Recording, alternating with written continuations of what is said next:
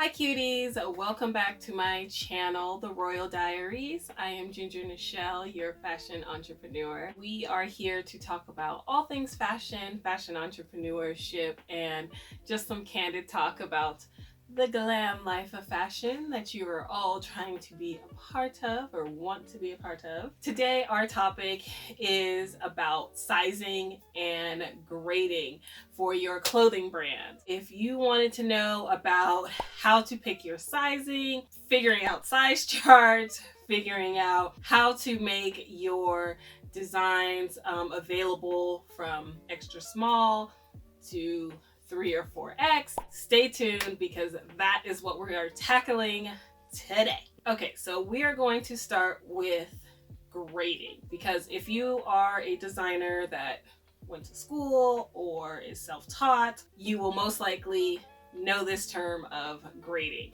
So grading is when you are manipulating a base pattern, whatever your base size is, and using that to make your sizing, whether it is up or down. So if you start with a size medium, as I do, then to make your size small and your size extra small, you do use the medium pattern.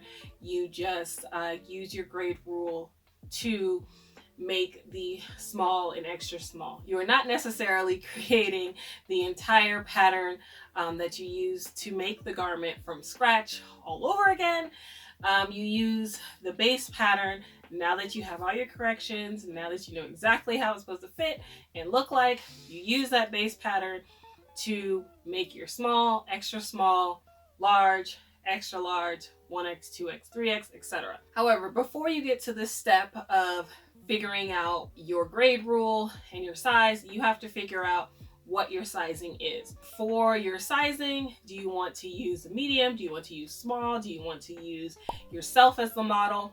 You really have to figure out that first and then expand from there. Just because it's easier to know sizing once you have at least the base size taken. This is because it is so much easier to figure out your size scale once you know the proper fit and how you want your personal garment to fit. I've talked about this actually with a fit model on my IGTV live, where we talked about how there are so many different size mediums, size smalls, fit model sizes in the industry. That is why when you go into some stores, you are a small, other stores you're a medium, other stores you might be kind of in between a smaller medium. It really just depends on what the company uses as their size.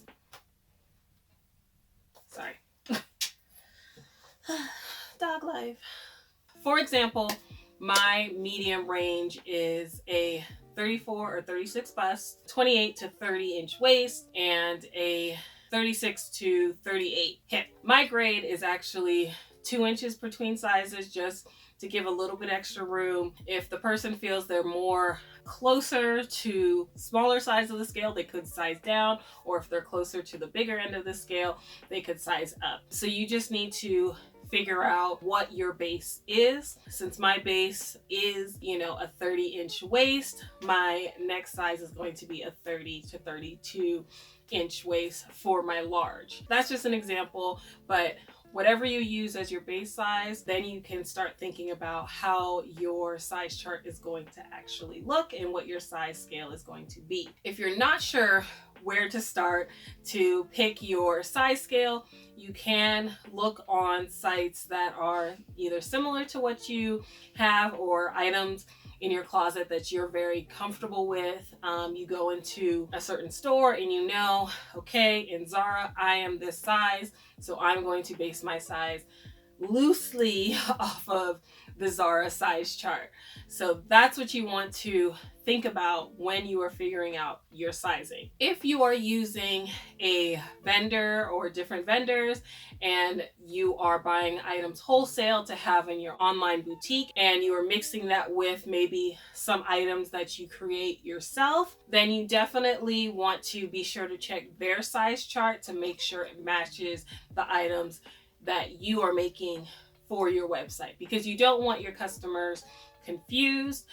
This is why on some sites where you see things like, this is vanity sizing, or this runs small, size up, this runs large, size down, because perhaps they've bought things from another designer or another manufacturer and things have come in a little bit different, but they're still letting their customer know which sizes they could pick or they should pick if they still want to shop for these particular items. Figuring out what your grade rule should be between sizes is really up to you. To fit more different types of people, typically 2 inches is used. 2 inches is typically used also for fast fashion. It's used a lot in Forever 21, Hot Topic. It's more of a juniors or juniors contemporary fit because it gives it a little bit more room. If you want, maybe you're only offering 3 sizes, or small, medium, large, and there's only 1 inch in between sizes, you can do that as well. Or maybe you want to do 1.5 inches. That's also possible. You just have to figure out what that is. So when your customers go to your website, or maybe they're in your store and they might ask that on the size chart, and you can see these are the sizes. They can find what size they are, or what size they are, so that they can pick the proper size. So then this will cut down on returns or exchanges and all of those other things, because they are picking the size based off of your size chart. If you are getting things manufactured, you are having a pattern maker make it for you, you're going to have to make sure you give them the size chart. You might even want to have either you or the pattern maker, once you receive the garments, taking some bust, waist, hip length measurements, just to be sure that the manufacturer followed what you asked for, because sometimes there are discrepancies that happen. But if you hold them to certain measurements, it has to be at least a 30-inch waist, but you would forgive it if it was a 29-inch waist, because that's still within your size chart. Great, but if it's supposed to be a 30-inch waist, but your medium came out with a 27-inch waist, that's probably less forgivable, because now it can fit maybe the person that's on the smaller scale, but not the person that has a 30-inch waist. They're not going to fit into a 27. Someone with a 28-inch waist may be able to fit into a 27. It might run a little tight. They might be okay with it, but you can still at least hold the manufacturer responsible because they didn't follow your proper sizing and size chart. So it's a good idea, even if you have a manufacturer, even if you write down everything, even if you go over everything, make sure that you at least get a size run, or you check all the sizes before you do the final payment or pick up the final bulk production, just to make sure everything is exactly how it's supposed to be, because sizing is a major part of why a lot of brands will get returns, just because if the sizing is off. So you also want to make sure you go to a good pattern maker, or test out your pattern maker if you are using a pattern maker and hiring one, or the manufacturer has a pattern maker. You do want to go over certain things, because even if you do just give them the 3 bust, waist, hip, maybe a length if it's a dress, you do want to think about other things. Is this for a person who is 5'5", or is this someone who is 5'9"? That's going to be completely different lengths. Is this someone with a maybe B soft C cup, or is this someone with maybe double D's? You do want to think about how that fits. Obviously, everything isn't going to fit everyone. Some people have short torsos, long torsos, short legs, long legs, wide shoulders. I have really broad shoulders and narrow hips, so I have a triangular shape. So certain things at the top, I always have to get bigger tops and smaller bottoms. However, I as a customer know that, but you also want to keep that in mind when you are designing and talking with your pattern maker. You want to make sure they are adding length with different sizes, because if your chest gets bigger, your boobs get bigger, your belly gets bigger, you're going to need that length, because it has more rolls and hills and lumps and bumps to get over, as opposed to perhaps a smaller size that doesn't have lovely curves to get over. So you do want to make sure they are adding length. You want to make sure they're dropping the armhole. I mean, it's hard because you are hiring someone who's supposed to be an expert and they should know these things, but you would be surprised how many people don't actually know these things and just kind of get by.